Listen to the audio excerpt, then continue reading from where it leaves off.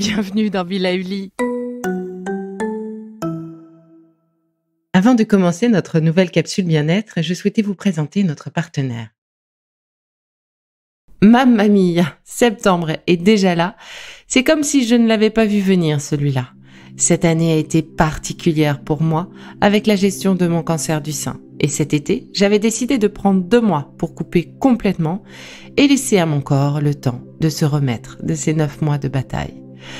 2 mois où j'ai eu la chance d'aller voir mes amis, ma famille sur différents lieux de villégiature. Un dépaysement réussi et une jauge de repos remontée et même boostée. C'est un peu comme si j'avais été étudiante, un été de plus en somme. Ces grosses coupures, ça fait bien longtemps que j'en avais pas faites. Mais du coup, qui dit grosse coupure dit aussi dure rentrée. Et ça, je dis non, il n'en est pas question. Alors j'ai décidé de partager avec vous les quelques tips que j'ai commencé à mettre en place pour me préserver au maximum mon capital repos, mon capital vacances.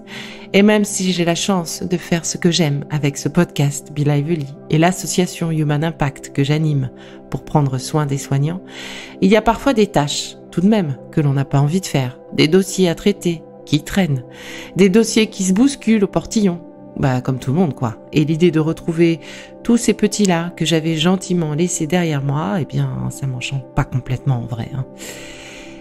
Mais j'ai décidé de ne pas leur laisser la possibilité de prendre ce pouvoir sur ma rentrée. Alors cette année, ma rentrée sera réussie. Oui, et qui dit rentrée, dit pour moi en tout cas reprise en douceur. Sur les premiers jours de la rentrée, ce que j'ai fait moi et ce que je vous conseille, c'est de vous organiser un programme léger, à la maison et au bureau aussi si vous le pouvez. Essayez de vous coucher plus tôt pour reprendre petit à petit votre rythme de l'année. L'idéal pour moi, c'est d'avoir une journée de pause entre le retour des vacances et le retour au bureau, histoire de reprendre ses habitudes à la maison, de ranger ses affaires, de faire ses lessives, un brin de ménage peut-être. Et sur cette journée arrivée en avance, avant de reprendre, je m'accorde en général au moins 2 heures pour balayer mes mails, supprimer les spams, classer les urgences sans y répondre, et ainsi organiser ma vraie journée de retour au boulot, histoire d'avoir moins de surprises et moins de découvertes ce fameux jour. Et cette année, j'ai choisi en plus de rentrer un mercredi, parce que l'arrivée du week-end est plus rapide, et du coup ça permet une rentrée malgré tout plus douce. Et sur cette première demi-semaine, je n'ai pas organisé de réunion ni de déjeuner à l'extérieur. J'ai préféré tabler sur mon efficacité au boulot, sans trop de distractions, afin de me permettre de finir tôt. Le deuxième sujet important, je pense, c'est de prioriser ses tâches. Et oui, si on commence en douceur, on pourra plus facilement le faire, ce travail de priorisation, qui n'est pas le travail le plus évident.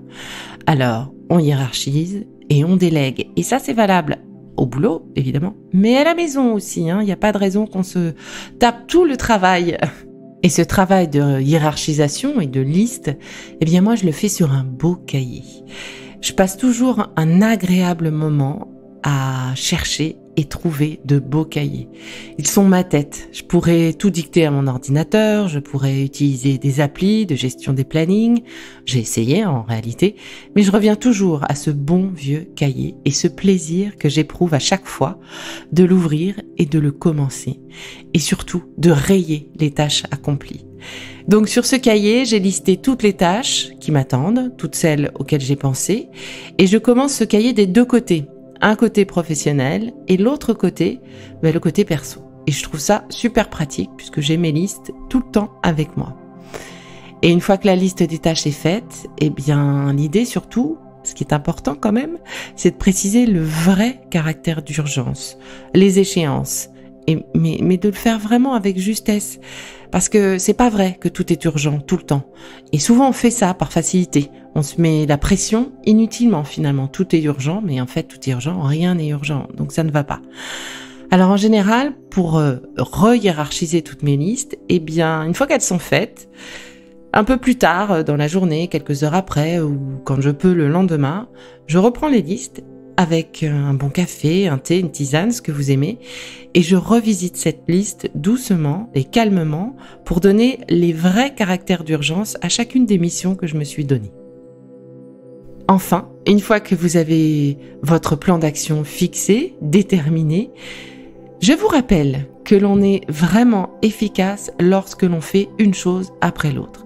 Ben non, désolé, mais le cerveau ne peut pas faire plusieurs choses en même temps, malgré ce qu'on essaye de nous faire croire. En fait, quand on fait plusieurs choses en même temps, c'est que le cerveau se met en mode automatique. Donc ça nous donne cette idée, cette illusion que l'on est capable de le faire, mais en réalité non, c'est complètement inefficace. On est réellement efficace lorsque les tâches vont s'enchaîner sans se chevaucher. Ça, c'est vraiment important et ça évite aussi que le cerveau bouillonne. Et enfin, cette fameuse liste et cette hiérarchie des actions à mettre en place, c'est valable aussi sur les mails. C'est complètement pareil. On traite les urgences au fur et à mesure et en premier. On ne répond pas aux mails qui nous font plaisir en premier. On fait vraiment les mails les plus urgents et on essaye de les faire complètement, de traiter le mail complètement comme un dossier afin d'arriver au suivant et de ne pas garder dans notre tête toutes ces petites choses qui ne sont pas complètement terminées. Troisièmement, je dirais que la rentrée, c'est aussi le moment où on réfléchit à de nouveaux projets, où on a envie de faire de nouvelles choses, on a envie de renouveau. C'est souvent un moment idéal pour se lancer justement sur ces nouvelles idées. Et puis parfois la coupure aussi a permis à notre cerveau de cerner de nouvelles façons de faire, de nouvelles directions à explorer. Merci les vacances, quand on est moins sous pression, le cerveau continue lui de travailler et nous donner parfois et nous diffuser, nous infuser de nouvelles envies, de nouvelles idées. Et sur ces nouvelles idées, justement, l'idée c'est de ne pas perdre trop de temps inutilement. Et du coup, mon petit truc, en fait, c'est d'appliquer une méthode que j'ai apprise il y a longtemps lorsque j'étais dans la communication et le marketing. C'est d'essayer de vérifier vraiment la pertinence, finalement, l'intérêt avant de me lancer, en appliquant cette méthode qui vise à vérifier d'une part si l'idée est originale, spécifique, vraiment intéressante, si les résultats seront là en mettant en place cette nouvelle façon de travailler ou en travaillant sur ce nouveau projet, quels résultats sont attendus. Il faut que l'intérêt de cette action, de ce nouveau projet soit réellement mesurable et que les objectifs qu'on se fixe en réfléchissant au projet soient atteignables et réalisables, évidemment. Et donc, une fois qu'on a répondu à toutes ces questions, on vérifie la faisabilité de mise en place dans le temps. Et donc, cette méthode, elle est aussi appelée SMART, si vous voulez aller plus loin pour mieux la maîtriser et l'appliquer à vos nouvelles idées, vos nouveaux projets. Et oui, j'y pense. Autre sujet intéressant de la rentrée, c'est souvent le moment où on prend les fameuses bonnes résolutions. Mais pour prendre les bonnes résolutions, c'est qu'on y a réfléchi avant. Donc, soit pendant les vacances, soit si on ne l'a pas fait, je vous conseille de le faire d'ici un mois et demi, le temps d'avoir vraiment pris la mesure et le rythme de la rentrée. L'idée là, c'est de faire un bilan, de faire le tri et de voir s'il y a besoin de réorganiser des choses dans votre vie personnelle, dans votre vie professionnelle, pour être mieux et plus à l'aise dans ces multiples vies justement. Et donc plus concrètement, qu'est-ce que je pourrais faire pour faire plus de choses positives, qu'est-ce que je vais retirer de mon quotidien qui me pèse, qu'est-ce que j'aimerais changer, qu'est-ce que j'aimerais faire différemment. De cette réflexion, on va pouvoir prendre des décisions et appliquer nos bonnes résolutions pour pas être frustré. Donc ça peut être tout simplement de passer plus de temps avec sa famille, de se remettre au sport, de s'octroyer plus de moments de détente tout au long de l'année. L'important pour moi, c'est vraiment d'y réfléchir si on l'a pas fait, encore une fois, pendant les vacances, avant les prochaines vacances, avant les vacances de la Toussaint, qui permettront du coup de réfléchir à quoi mettre en place si besoin pour la fin de l'année calendaire. Et pour moi, ça sera plus de sport. C'est une obligation dans la lutte de mon cancer. Et puis, ça fera du bien aussi, puisque ça va me permettre de rester zen encore plus longtemps. C'est de pouvoir passer plus de temps avec ma fille, avec ma famille et mes amis. Et du coup, j'ai décidé de commencer mes journées plus tard pour me permettre de faire ce sport, justement, sans perdre sur mon sommeil. Parce que se lever plus tôt, pour moi, n'est plus possible, pour l'instant du moins. Donc du coup, je décale ma journée, mais l'idée, c'est de travailler moins, mais d'être plus efficace. Et enfin, vous connaissez la loi de l'attraction. Étant ce qu'elle est, si vous avez envie d'évoluer professionnellement, personnellement, fixez-vous une stratégie, définissez vraiment ce que vous souhaitez et donc ça va vous permettre de déployer finalement tout au long de l'année ce plan pour vous approcher de ce que vous souhaitez. Donc n'attendez pas que les choses vous arrivent, attirez-les à vous.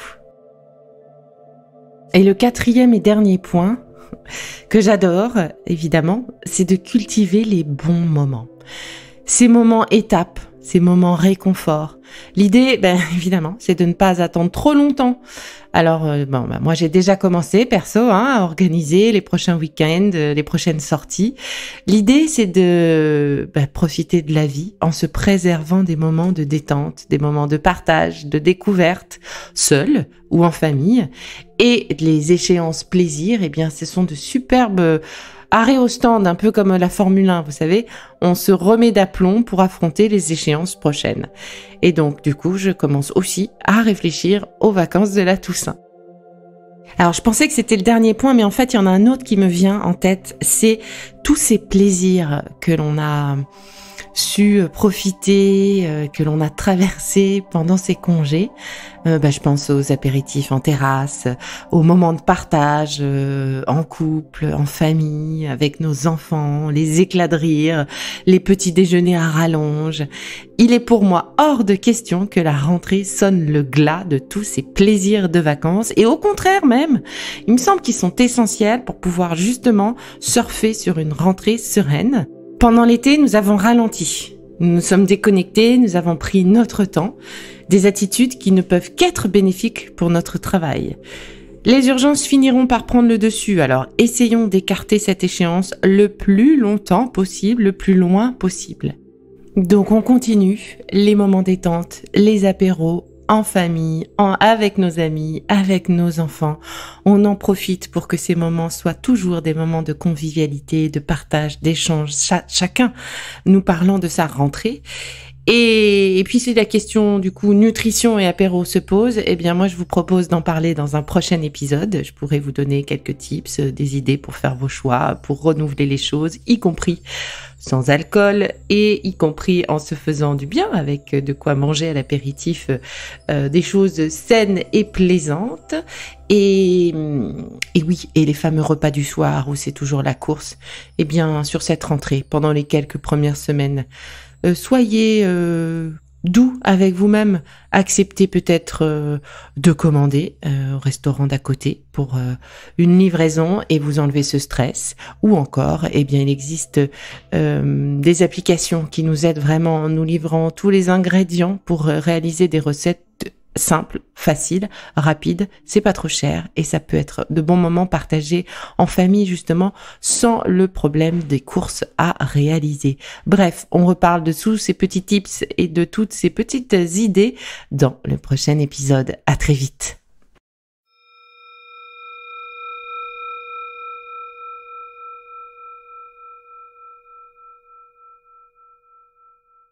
Bon, c'est fini pour aujourd'hui, mais on se retrouve très vite, c'est promis, pour la suite du programme Be Lively. Si ce que j'ai fait vous plaît, continuez de le noter et abonnez-vous pour ne louper aucun de mes futurs programmes. Et entre chaque podcast, vous pouvez aussi me retrouver sur mon compte Instagram @BeLivelyLife parce que la vie se vaut d'être vibrante. Et en attendant la prochaine capsule, surtout, continuez de prendre soin de vous car c'est bon pour tout le monde.